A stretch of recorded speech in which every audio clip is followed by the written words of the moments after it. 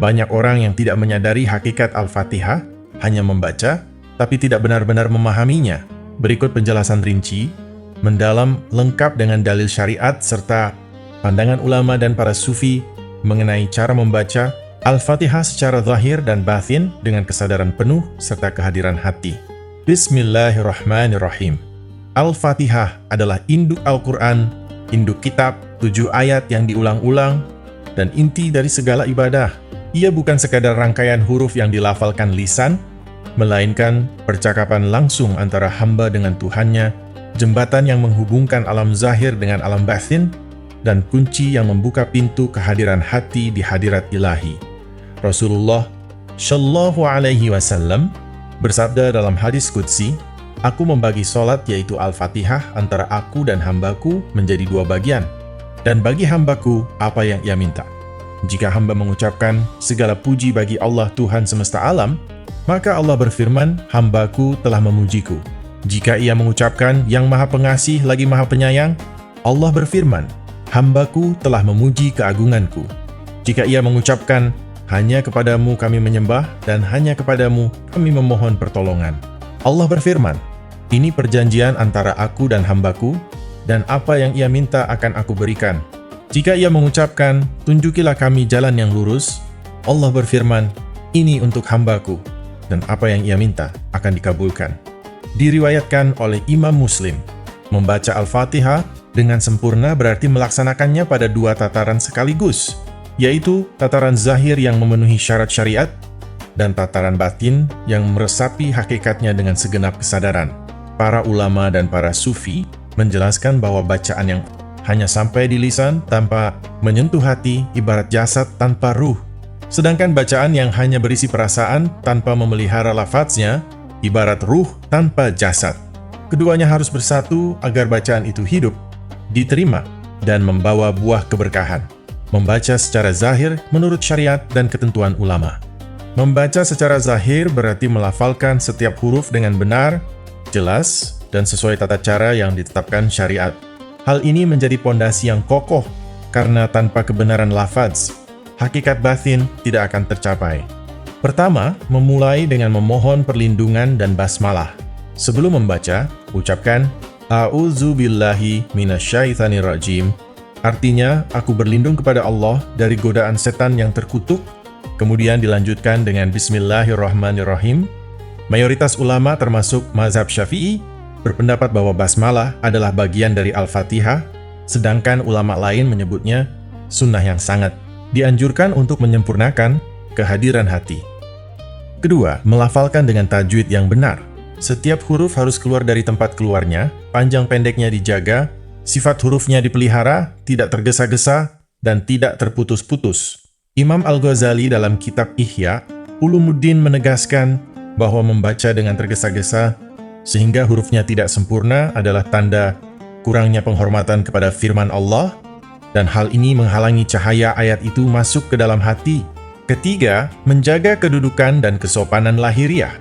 Badan berdiri tegak menghadap kiblat, pandangan mata diarahkan ke tempat sujud, dan seluruh anggota tubuh dalam keadaan tenang dan tertib. Ini adalah bentuk penghormatan lahiriah yang menjadi pintu bagi ketenangan batin. Membaca secara batin dengan kesadaran dan kehadiran hati menurut para sufi. Membaca secara batin berarti meresapi makna, menghayati hakikat, dan menghadirkan segenap perasaan serta keyakinan bahwa sedang berhadapan langsung dengan Allah yang maha melihat dan maha mendengar. Inilah inti yang diajarkan oleh para sufi, menjadikan Al-Fatihah sebagai perjumpaan batin, bukan sekadar bacaan hafalan. Imam Al-Ghazali menjelaskan bahwa kehadiran hati adalah ketika hati kosong dari segala urusan dunia, segala pikiran masa lalu dan masa depan, serta hanya terpusat pada apa yang dibaca dan kepada siapa bacaan itu ditujukan. Ibnu Arabi menyebutkan bahwa Al-Fatihah adalah gambaran perjalanan rohani hamba, dari pengenalan akan Tuhan hingga kembali kepada jalan yang lurus. Berikut cara menghayatinya secara mendalam. Pada saat membaca Bismillahirrahmanirrahim, rasakanlah bahwa engkau memulai segala sesuatu dengan nama Allah, yang berarti melepaskan segala andalan kepada selainnya, dan meyakini bahwa segala rahmat yang ada hanya berasal darinya semata. Ketika mengucapkan Alhamdulillahirabbil alamin, Hadirkanlah rasa syukur yang meluap. Sadarilah bahwa segala puji, kebaikan, dan kesempurnaan hanya milik Allah yang mengatur seluruh alam semesta. Hati merasakan bahwa segala nikmat yang ada padamu, baik yang terlihat maupun yang tersembunyi, semuanya adalah karunia darinya. Saat membaca Ar-Rahmanir Rahim, rasakanlah belayan kasih sayang ilahi yang meliputi segala makhluk, baik yang taat maupun yang berdosa. Sadarilah bahwa rahmatnya mendahului murkanya, dan engkau berdiri di hadapan Zat yang senantiasa melimpahkan kebaikan tanpa henti. Pada ayat Maliki Yaumiddin, hadirkanlah kesadaran yang dalam bahwa hanya Dialah pemilik hari pembalasan, tempat kembali segala urusan. Hilangkanlah rasa takut kepada makhluk dan rasa berharap kepada selain Allah, karena keputusan akhir segala sesuatu ada di tangannya semata. Sampailah pada ayat Iyyaka na'budu wa iyyaka nasta'in. Ini adalah puncak kehadiran hati. Ibnu Qayyim al-Jauziyah menyebutnya sebagai inti dari seluruh Al-Quran. Di sini terjadilah peralihan dari membicarakan, Allah menjadi menyapanya secara langsung. Rasakanlah bahwa engkau sedang mengucapkan janji setia, aku hanya menyembah engkau, tidak kepada harta, kedudukan, hawa nafsu, atau makhluk apapun. Dan aku hanya memohon pertolongan kepadamu dalam segala urusan, baik yang kecil maupun yang besar. Di sini hati bersandar sepenuhnya, melepaskan segala beban dan kekhawatiran. Terakhir, saat membaca Ihdinas Shirathal Mustaqim, Shirathal ladzina an'amta alaihim ghairil maghdubi alaihim waladhdallin. Ucapkanlah dengan penuh kerendahan hati dan harap yang mendalam. Sadarilah bahwa engkau sedang memohon anugerah terbesar, yaitu petunjuk agar tetap berada di jalan orang-orang yang diberi nikmat iman, ilmu, dan ketaatan, serta dijauhkan dari jalan mereka yang dimurkai dan tersesat. Para sufi menyebut ayat ini sebagai doa yang menjaga hati agar tidak tergelincir dan senantiasa berada dalam lindungan kebenaran. Cara menyatukan zahir dan batin menjadi satu kesatuan. Para ulama dan sufi sepakat bahwa kunci keberhasilan membaca Al-Fatihah dengan sempurna adalah menghadirkan 3 hal sekaligus, yaitu kebenaran lisan, pemahaman makna, dan kesadaran akan kehadiran Allah.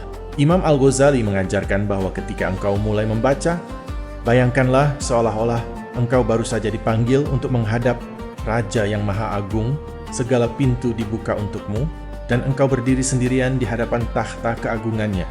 Matamu tidak melihat apapun selain kebesarannya, telingamu tidak mendengar apapun selain bisikan jiwa kepadanya, dan hatimu tidak merasakan apapun selain kedekatan dengannya. Jika pikiran melayang sejenak, segera kembalikan dengan menyadari bahwa engkau sedang berbicara dengan Zat yang Maha Mendengar. Janganlah membaca seperti orang yang membaca kepada temannya, melainkan bacalah dengan penuh penghormatan, rasa takut, harap, dan cinta yang menyatu dalam hati. Ibnu Arabi menjelaskan bahwa ketika zahir dan batin bersatu, maka bacaan itu akan menjadi cahaya yang menerangi hati, menjadi obat bagi segala kegelisahan, dan menjadi sarana untuk mendekatkan derajat hamba kepada Tuhannya.